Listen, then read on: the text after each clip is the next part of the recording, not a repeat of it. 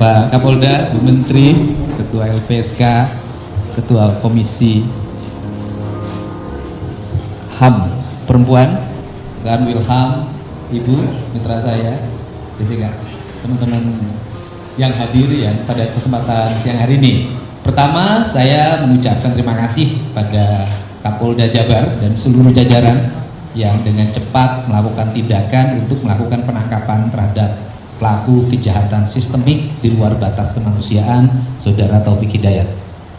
Yang kedua, bahwa secara psikologi dan sosiologi, setiap orang yang mengalami masalah gangguan kesehatan yang disebabkan gangguan kesehatan alamiah maupun gangguan kesehatan karena kesengajaan dan tindak pidana, itu seringkali menimbulkan dua hal.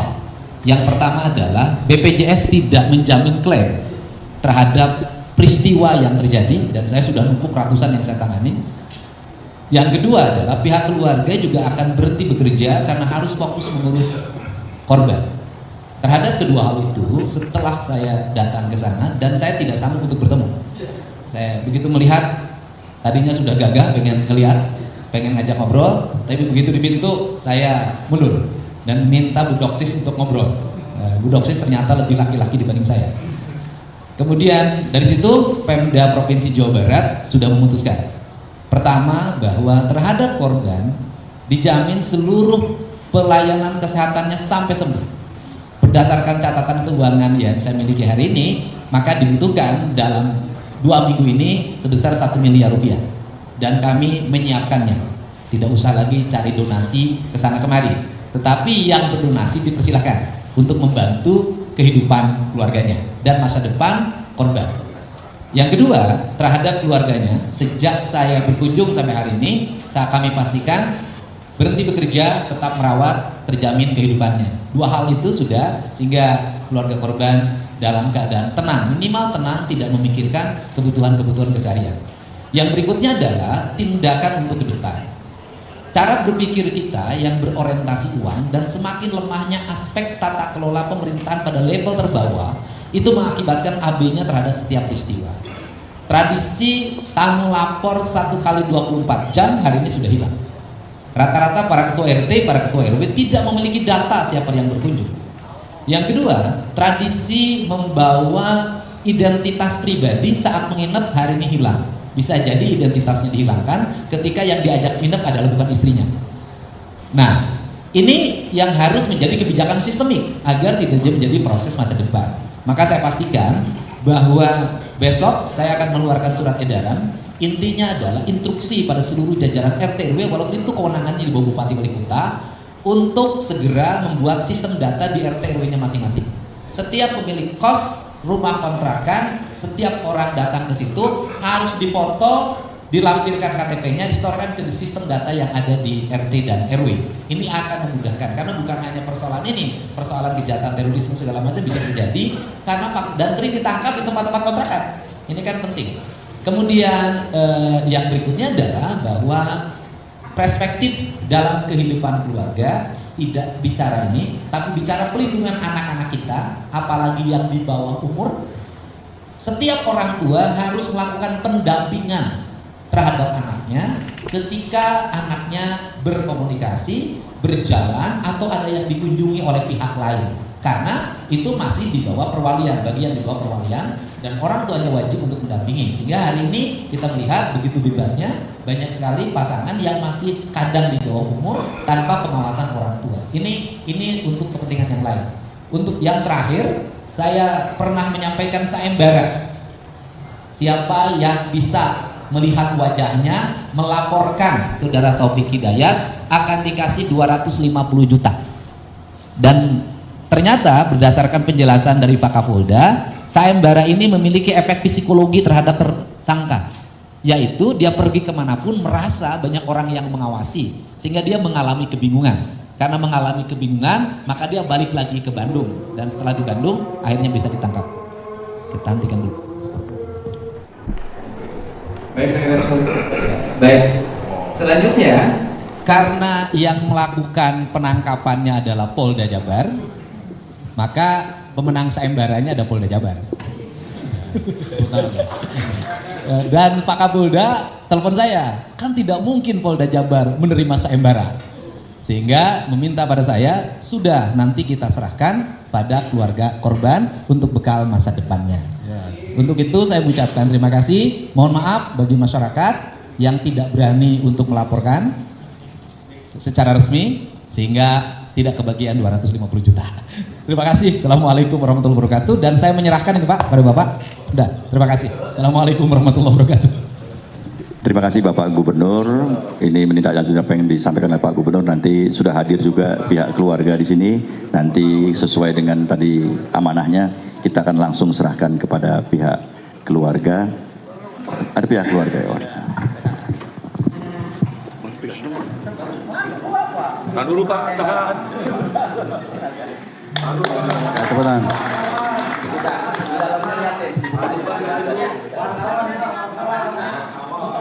Makin sini.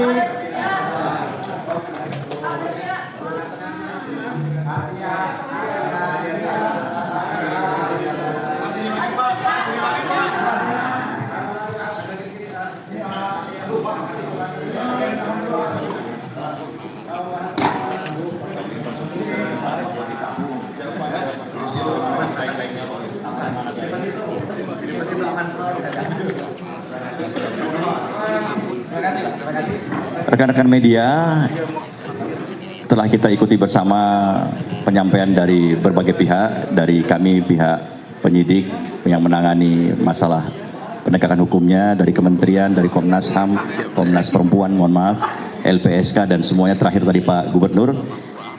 Saya rasa cukup dari kami, dan silakan untuk mengajukan beberapa pertanyaan dipimpin oleh Bapak Kabid Humas. Silakan. Terima kasih atas pertanyaan semua sudah dilakukan oleh Bapak sekalian. Kita ke Mbak Ninda dahulu dari TV One. Penyidik kepolisian Polda Jabar itu melakukan olah TKP. Semua benda-benda yang ada di TKP, di 4 TKP tersebut kita analisa. Betul ada infus di sana dan kita sudah dalami. Pernah ada upaya untuk menyembuhkan atau mengobati korban, itu dilakukan oleh tersangka. Ini tentunya kita akan tindak lanjuti ke depan, apakah ada orang yang membantu, apakah dia sendiri, dan kita akan konfirmasikan juga ke pihak korban. Itu yang pertama. Mengenai tato, saya sendiri belum pernah melihat itu tatonya, tapi saya mendengar bisikan-bisikan ada tatonya.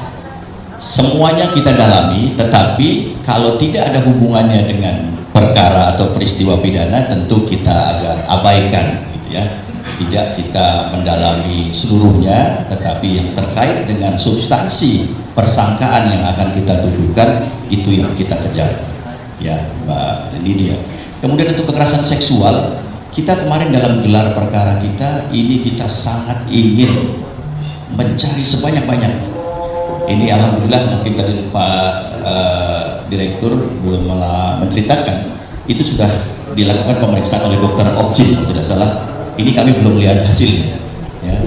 Tetapi dari hasil interview itu korban mengatakan berhubungan sebagaimana biasanya. Tapi untuk dari segi kebidanan dan kandungan ini kami belum mendapatkan hasil. Kira-kira gitu Mbak Lydia. Kemudian yang kedua, kalau memang kita nanti setujui, silahkan nanti kita tayangkan kembali untuk yang bersangkutan tampil sebagai tersangka untuk memberikan apa itu ya pernyataan. Beberapa pertanyaan atau pemeriksaan yang bersangkutan mengakui, membenarkan bahwa tersangkalah pelaku kekerasan tersebut. Dari situ kita melihat dan kami cocokkan juga dengan beberapa informasi dari psikologi mungkin yang tidak bisa diungkapkan langsung. Ya, karakter tersangka seperti ini.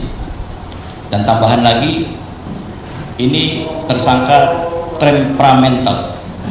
Kami memeriksa orang tuanya, jadi beberapa kali kalau yang bersangkutan itu sesuatu yang tidak dipenuhi, pernah suatu hari balik ke rumah tidak mendapatkan makanan yang ada di rumah sesuai harapan, itu bapaknya dicari ke sawah itu dan dipukul. Ini perilakunya, jadi kita bisa menyimpulkan memang cukup temperamental, emosional, ada kebiasaan juga mengkonsumsi alkohol. Kemudian korban menyatakan atau memberikan keterangan dan termasuk tersangka cemburu yang besar. Kemudian yang kedua, kekesalan terhadap pekerjaan. Jadi pekerjaannya adalah seorang debt collector. Mungkin kalau mengalami kesulitan dalam melakukan pekerjaan, ya salah satu kecekcokan pelampiasannya yang sepertinya korban. Itu yang dilakukan. Nanti pernyataan yang kita sepakati, nanti silakan kita berikan kesempatan. Kemudian dari divisi Mbak Yuni, kami membuka ruang. Kita sudah berdasarkan data kita sudah dapat 1, tapi sudah divonis 1 tahun 4 bulan yang kekerasan tahun 2000. Silakan, ini waktu yang baik untuk menyampaikan kepada semua masyarakat yang mengalami kekerasan yang dilakukan oleh tersangka itu, silakan dilaporkan kepada kami. Kondisi kejiwaan juga begitu, kita sudah tadi, makanya kita panggil Mbak Amelia ini semuanya, tapi mungkin hasilnya tidak bisa kita sampaikan di publik karena kita ada aturan-aturan yang membatasi informasi tersebut. Mengenai tren kejahatan, mungkin dari Komnas Perempuan dari pertanyaannya, silakan. Fauzi dari Republika, terkait pasal untuk tersangka begitu, apakah bisa seumur hidup atau mana nanti? Itu saja. Terima kasih. Baik, sekaligus satu lagi izin Bapak Insan dari Metro TV mau nanya juga Pak, saya mencoba menelusuri terkait dengan aktivitas pelaku yang katanya sebagian orang mengaku pernah mengetahui tersangka itu dikenal sebagai sales untuk membantu pencairan pay letter. Mereka mengaku pernah mencoba untuk bersama dengan tersangka. Terkait dengan harta yang hilang dari korban, apakah ada informasi terkait tersangka ini melakukan kekerasan karena terjerat hutang? Karena beberapa masyarakat mengaku sempat mencoba mencairkan pay letter dan ada juga keterangan bahwa akun pay letter korban ini dipakai oleh tersangka. Terima kasih Pak. Baik, terima kasih dua media dari Republika dan juga Metro. Selanjutnya kami persilakan kepada Bapak Kapolda. Terima kasih Kang Fauzi dari Republika. Mengenai ancaman hukuman, kami kepolisian Jawa Barat ya memahami peristiwa yang terjadi. Ini peristiwa cukup sadis yang dilakukan oleh tersangka. Saya melihat tayangan atau foto yang bersangkutan sebelum peristiwa, dan saya melihat saat ini kondisi korban cukup memprihatinkan. Kita akan melakukan hukuman seberat-beratnya, memaksimalkan. Oleh sebab itu kami kemarin melakukan gelar perkara, kami mencoba mengumpulkan semua, ada beberapa 4 pasal, dan kami lapis lagi dengan pasal residivis untuk lebih memperberat lagi, dan kami pasangkan dengan kumulatif. Jadi nanti dikumpulkan semua itu hukuman pasal 1 dan pasal yang berikutnya sehingga mendapat dikumpulkan. Dukung kami, kawal terus supaya ini dapat dituntut dan diputus dengan hukuman yang seadil-adilnya sesuai dengan ketentuan hukum yang ada. Ya Pak Fauzi, seperti itu. Dan kami juga lagi sedang mendalami satu tadi itu kekerasan seksual, ini juga belum selesai karena hasilnya belum ada. Kemudian juga kami tadi tidak mengungkapkan bahwa ini adalah penganiayaan berencana. Jadi banyak yang akan kami lakukan terhadap tersangka mengenai apa yang telah dilakukannya tersebut. Kemudian dari Pak Insan dari Metro TV, terima kasih atas informasinya play letter. Ini juga peristiwa ini baru beberapa hari yang lalu kita amankan pelaku. Kita terus selalu mengelola, melihat semuanya yang ada, nanti kita kembangkan termasuk informasi yang Pak Insan berikan ya. Kita sangat membuka informasi-informasi bagi teman-teman semua yang akan diberikan kepada penyidik untuk lebih berat lagi menghukum yang bersangkutan.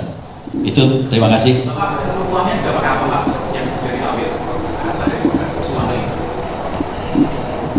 Terakhir kemarin kami melihat ada penarikan dana dan itu jadikan barang bukti.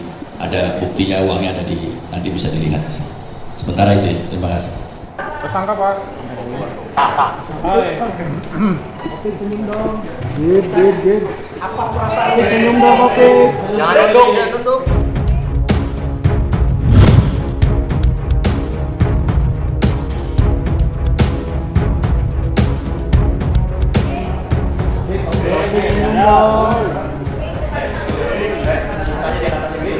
Batasin.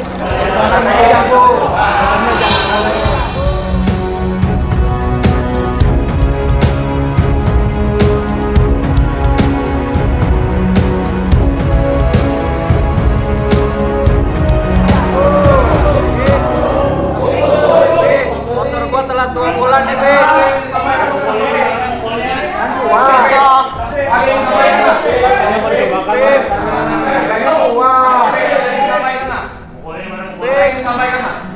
Mania dong aku.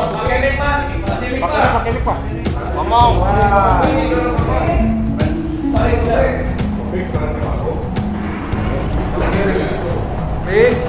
Ngomong, Bik. Ngomong, Bik. Saya minta maaf. Semua atas yang saya lakukan, saya salah. Saya menyesal, saya minta maaf. Kenapa kok tega banget sih? Gimana pikirannya? Coba dijelasin sekarang. Coba jelasin ngomong sekarang. Kenapa diem aja? Kok minta maaf sih? Kan korbannya udah cacat sih. Sudah berapa orang yang Mas Taufik lukai, Mas? Sudah berapa orang? 2 atau lebih mungkin?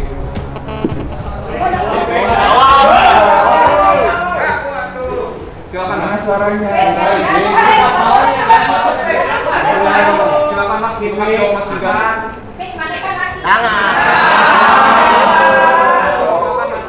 Jangan nangis. Katanya jago. Silakan dijawab Mas. Silakan Mas. Itu gimana, Be? Nangis. Pak Gubernur mungkin ada yang mau disampaikan.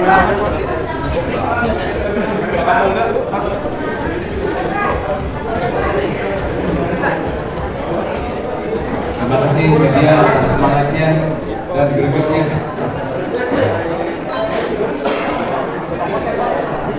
Pihak keluarga mungkin ada yang mau disampaikan, Pak. Pak, pihak keluarga, Pak.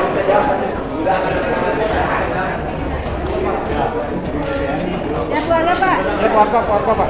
Keluarga ya. Kang Afif gimana, Kang? Ya. Assalamualaikum warahmatullahi wabarakatuh. Saya selaku kakak dari adik saya dianiaya. Saya mengucapkan terima kasih kepada pihak Polda dan telah menangkap pelaku, dan terima kasih kepada Pak KDM dan Pemprov Jabar yang telah membiayai semua sampai selesai. Dan Harapannya, Kang, terhadap pelaku ini apa? harapannya kalau dari saya pribadi untuk pelaku, saya nggak mau pelaku dihukum mati. Saya pengen dia diserahkan kepada keluarga biar saya menghakimi dia yang dia perbuat pada saya. Adik yang saya bangga-banggakan dihancurkan sama dia. Saya nggak masalah dari pihak Polda menghukum 1-2 tahun. Yang penting bisa diserahkan pada keluarga 1 atau 2 tahun juga. Selama adik saya disekap sama dia. Tadi ada permintaan maaf yang disampaikan oleh Taufik Hidayat. Kalau saya dari pihak keluarga, nggak ada kata maaf. Dia enteng ngomong kata maaf. Sedangkan adik saya udah hancur kayak gini, dia bilang minta maaf. Nggak ada kata maaf.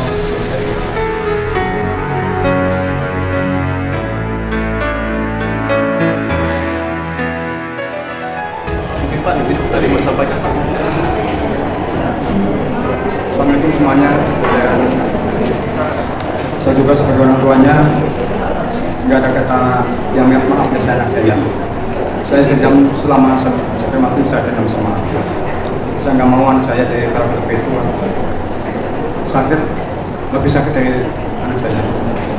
Yang jalannya kita ya minta dukung seberat-beratnya. Terima kasih, mungkin saya bisa menunjukkan.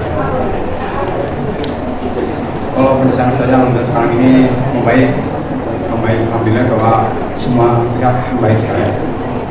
Kalau matanya kita nggak ada. Kalau yang satu itu udah infeksi, katanya udah diambil sama dokter, udah diangkat. Mudah-mudahan biar dokter bisa memberikan mata saya seperti sudah kalah dan biasa.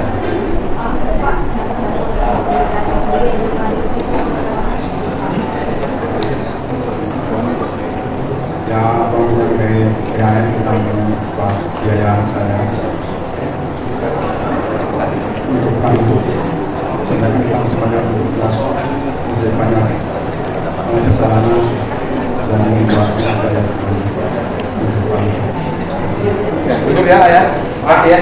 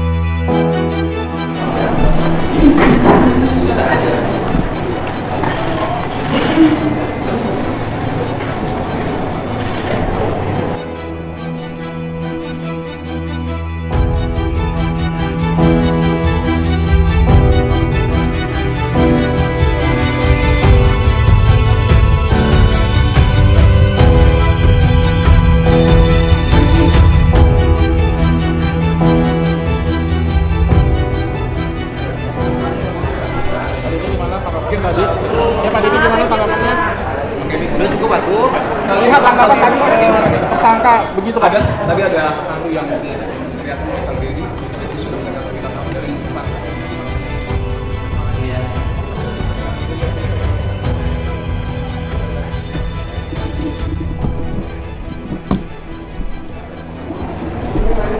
Setiap orang yang punya adik perempuan atau anak perempuan pasti memiliki efek psikologi yang baik. Peristiwa yang sangat kejam ini adalah peristiwa yang melukai kemanusiaan, melukai hati siapapun yang menjadi ayah atau menjadi kakak, sehingga tidak ada toleransi bagi pelaku. Itu yang pertama. Yang kedua, bagi saya permintaan maaf itu bukan hal yang bermanfaat saat ini, karena permintaan maaf itu dilakukan setelah ditangkap dan tidak ada upaya sedikit pun bagi pelaku untuk bersikap sebagai manusia. Untuk itu semoga dengan jalinan kerjasama dan perasaan yang sama antara penyidik, nanti jaksa penuntut umum dan hakim akan melahirkan putusan yang berat yang melambangkan putusan yang berkemanusiaan. Artinya perbuatan melanggar kemanusiaan harus dihukum juga dengan perbuatan yang memanusiakan yang bukan manusia. Penjaga pos mengatakan bahwa ada dugaan keterlibatan pihak lain dalam proses pengancaman. Siapapun yang terlibat, kelompok manapun, geng manapun harus diusut dan ditindak sesuai dengan ketentuan yang berlaku, karena tidak mungkin juga dalam pandangan saya hanya tunggal. Pasti dia pernah ngomong pada siapapun atau ada mengetahui di sekitarnya, dan ini perlu karena nanti pembelajaran ke depan bahwa orang yang takut membiarkan tindakan kejahatan, dia akan dipidana karena rasa takut. Terima kasih. Kasih jalan.